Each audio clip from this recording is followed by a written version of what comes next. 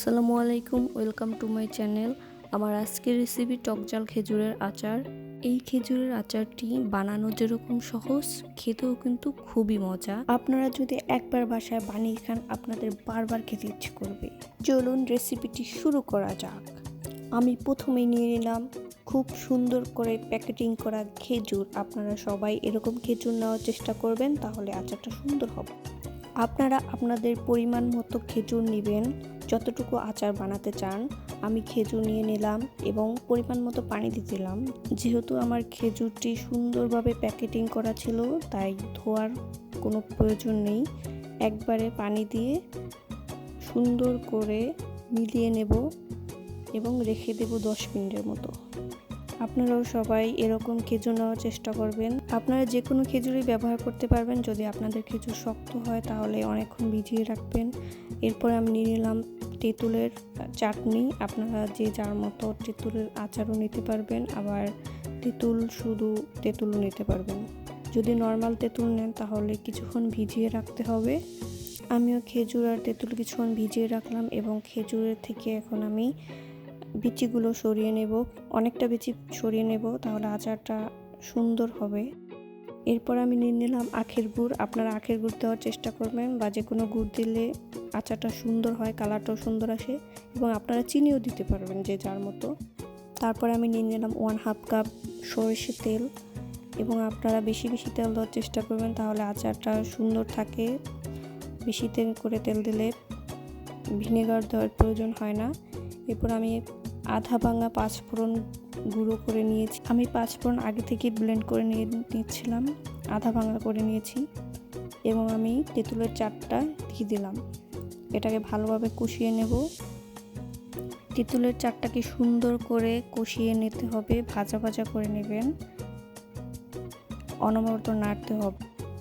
এখন আমি দিয়ে দেব মেখে রাখা খেজুরগুলো, ভিজিয়ে রাখা, এবং এটা দিয়ে আমি খুব ভালোভাবে কষিয়ে নেব। এবং আপনারা সেই শুরু থেকে লো আঁচে আচারটা বানানোর ট্রাই করবেন, তাহলে সুন্দরভাবে আস্তে আস্তে হবে।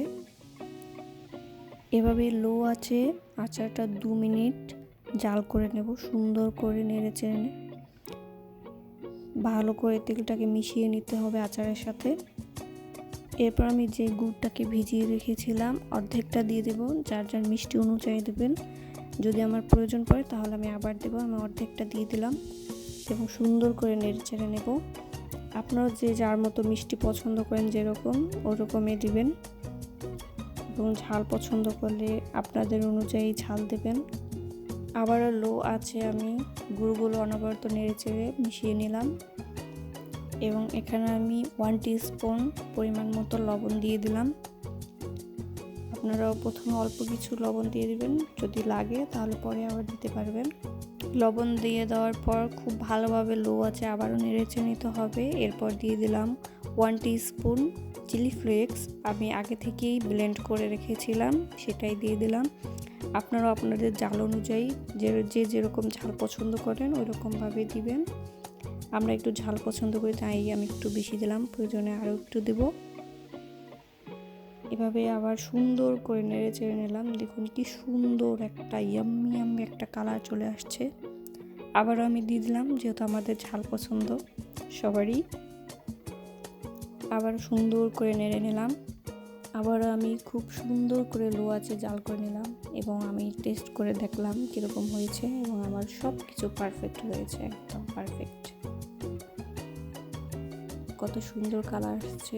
আমার আগে থেকে গুঁড়ো করে রাখা 5 ফোড়ন দিয়ে দিলাম 1 টিস্পুন।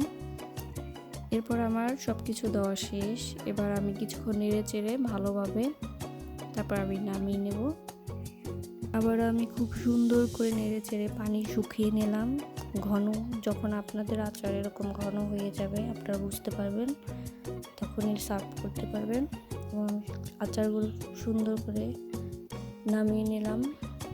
আমার আচার একদম পারফেক্ট হয়েছে। দেখুন কত সুন্দর ইয়াম্মি একটা কালার আসছে, দেখিয়ে লোভ লাগছে।